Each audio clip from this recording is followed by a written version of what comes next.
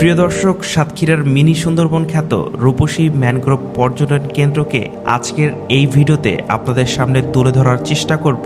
এই ভিডিওতে জানানোর চেষ্টা করব এখানে প্রবেশ করতে টিকিট মূল্য কত, ঘুরতে এলে কি কি দেখতে পারবেন এবং কোন কোন আকর্ষণ আপনাদের জন্য অপেক্ষা করছে, কিভাবে খুব সহজে এই পর্যটন কেন্দ্রে পৌঁছাতে পারবেন। তো চলেন দেরি না করে ভিডিওটি শুরু করি।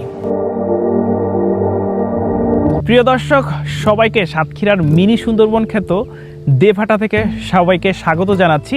আজকের এই ভিডিওতে আপনাদেরকে দেবহাটা ম্যানগ্রোভ ইকো ট্যুরিজম কেন্দ্রকে সুন্দর করে ঘুরে ঘুরে দেখাবো এবং এই পার্কে আসলে আপনারা বা এই পর্যটন কেন্দ্রে আসলে আপনারা কি কি দেখতে পারবেন সেটাই দেখানোর চেষ্টা করব।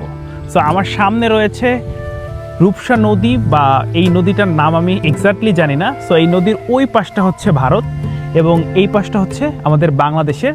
নদীর দুই ভাগ হচ্ছে বাংলাদেশের অংশের এবং এক ভাগ হচ্ছে ইন্ডিয়ার, তার মানে ওই পাশটা হচ্ছে টোটালি ইন্ডিয়ার। এবং আপনাদেরকে যদি একটু দেখাই, সো এইখানে লেখা আছে আই লাভ দেবহাটা। এইখানে বেশ কিছু সিট দেওয়া আছে যেখানে আপনারা বসে বসে আর কি এইটা কিছুটা কক্সবাজারের মতো ফিল নিতে পারবেন। এবং এই সামনেও বেশ কিছু বসার জায়গা আছে। যেহেতু এখন আসলে রমজান মাস, তাই হচ্ছে মানুষজন খুব একটা কম এবং এইখানে ইচ্ছামতি পিকনিক স্পট, তার মানে এখানে অনেকেই পিকনিক করতে আসে। আর এই পাশটা একটু আপনাদেরকে যদি একটু দেখাই, এই পাশটা হচ্ছে শিশু কর্নার। এইখানে বাচ্চাদের বেশ কিছু রাইড আছে যেগুলো বাচ্চারা বেশ এনজয় করবে।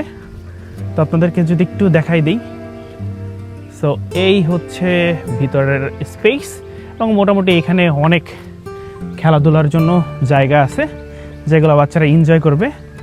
তো দেখেন, এইখান থেকে নৌকা ভ্রমণ করা যায় যখন এই পার্কটা আর কি বা এই পর্যটন কেন্দ্রটা ওপেন থাকে। সো অসম্ভব মোটামুটি সুন্দর একটা জায়গা বলা যেতে পারে, আমার কাছে বেশ ভালো লাগতেছে। তো দেখেন, এইটা হচ্ছে পুরোপুরি সুন্দরবনের মতো, মনে হচ্ছে যে কোনো বাঘ টাক না চলে আসে।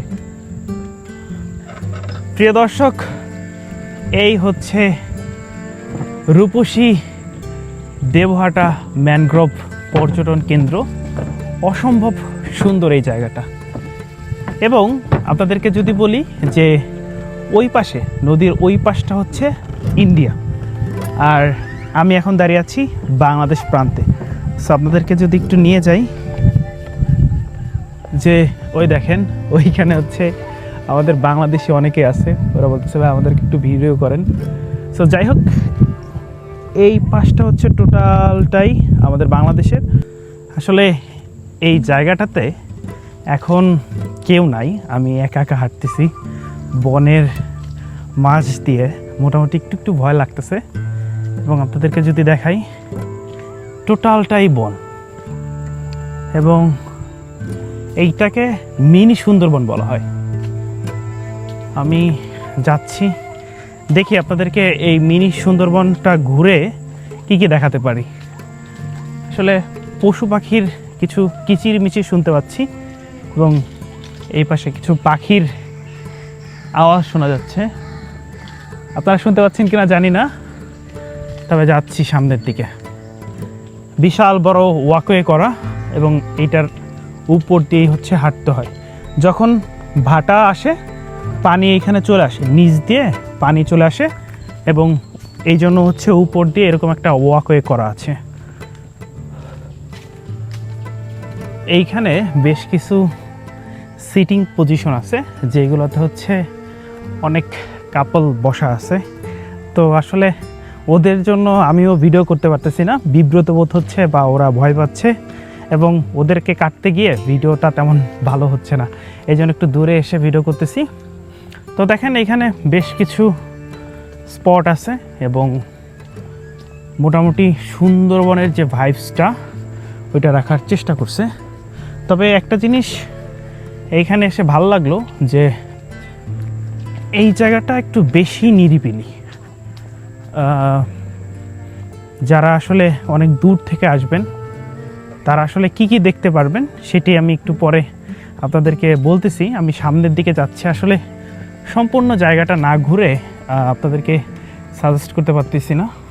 এইখানে একটা ক্যাবেল কার আছে এই যে উপরে, এবং এইটাতে উঠতে জনপ্রতি আপনাদেরকে 50 টাকা করে দিতে হবে। তো এখানে একটু ছোট্ট চিড়িয়াখানার মতো আছে। এইখানে দেখেন তিতির পাখি আছে, তারপরে এই পাশে মোরগ আছে, এই পাশে একটা মুরগি আছে, এগুলা সম্ভবত বিদেশিগুলা। এবং এই পাশে হচ্ছে বাচ্চাদের জন্য একটু কিডস জোন আছে, আমি যদি একটু দেখাই।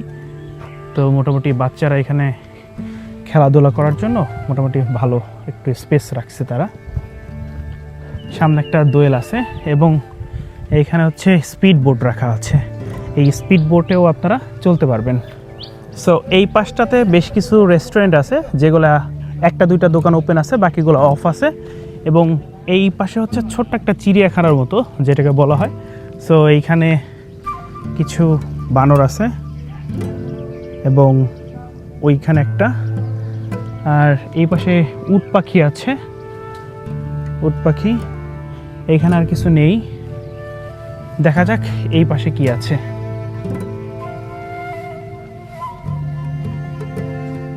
সো ওই পাশে বেশ কিছু পাখি আছে এবং এই স্পেসটা এখন হয়তো বা বন্ধ আছে, এখানে পানি দিয়ে হয়তো বা রাখা হয়তো বা ঝর্ণা সিস্টেমে, মোটামুটি ভালোই স্পেস বড়।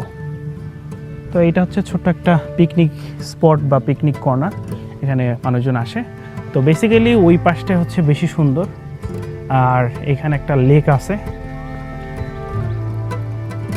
সো এটা হচ্ছে সেকেন্ড গেট, সামনে আর একটা গেট আছে। তো আপনাদেরকে আমি এই গেট দিয়ে একটু ঢুকে দেখাচ্ছি যে এই জায়গাটা কেমন। সো এই পাশে প্রথমে আছে কনফারেন্স রুম। এখানে মোটামুটি ওদের যে কনফারেন্স হয় বা যখন পিকনিক স্পট হয়, ওই জায়গাটাতে মোটামুটি বসে সবাই আর কি আড্ডা টাড্ডা দেওয়ার জন্য আর কি, বা খাবার দাবার খাওয়ার জন্য। তো সামনে দেখেন একটা রয়্যাল বেঙ্গল টাইগারের যেই স্তম্ভ বা মূর্তি, এটা রাখা আছে।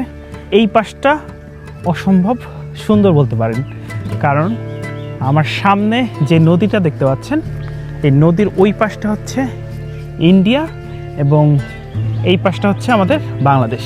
এই নদীর দুই ভাগ হচ্ছে বাংলাদেশের আর এক ভাগ হচ্ছে ভারতের।